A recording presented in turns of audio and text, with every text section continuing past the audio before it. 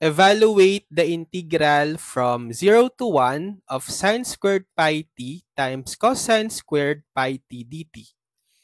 So if we have the integral of the product of powers of sine and cosine that are both even, in this case, both the exponents of sine and cosine are 2, right?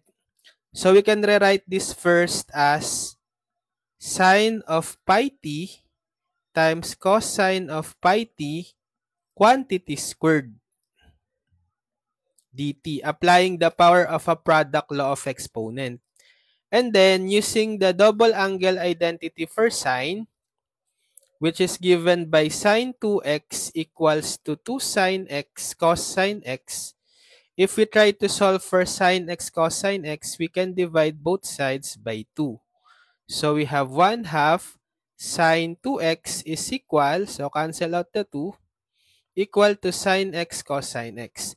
So we represent this product of sine and cosine using the double angle identity. So therefore, we'll have integral from 0 to 1. So sine pi t cosine pi t is equal to 1 half of sine of 2 times x. This time the x is the pi t.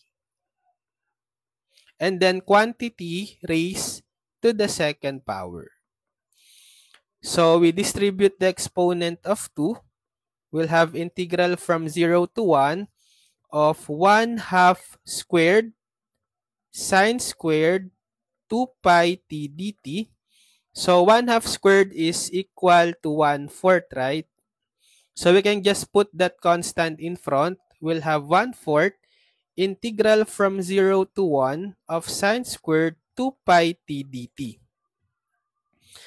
So how to evaluate the integral of sine squared 2 pi t? We can apply the reduction formula.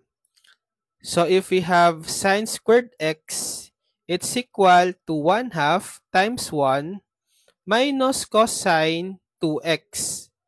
So therefore, we can have 1/4 integral from 0 to 1. So sine squared 2 pi t applying this reduction formula is equal to 1 half times 1 minus cosine 2 times x. So the x here will be the 2 pi t. So cosine 2 times 2 pi t dt, or we'll have 1/4 integral from 0 to 1. So we can put this constant 1 half in front. We multiply it with 1/4, which is equal to 1/8. 1/4 times 1 half is 1/8. Integral from 0 to 1 of 1 minus cosine of 2 times 2 pi t, 4 pi t dt.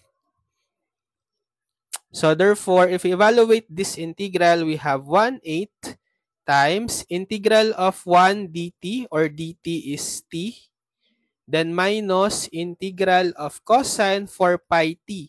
So the t here has a coefficient of 4 pi, so we have 1 over the coefficient 4 pi, and then the integral of cosine is positive sign. Then copy inside the sign this 4 pi t. Then evaluate from 0 to 1. So we substitute first the upper limit to t. We'll have 1/8 times t, 1, minus 1 over 4 pi, sine of 4 pi t, substitute 1. Then minus, substitute the lower limit 0 to t, 1/8 of t minus 1 over pi, sine of 4 pi times t, which is 0. So simplifying, we'll have 1/8. So we distribute the 1/8. 1/8 times 1, 1/8. Then minus 1/8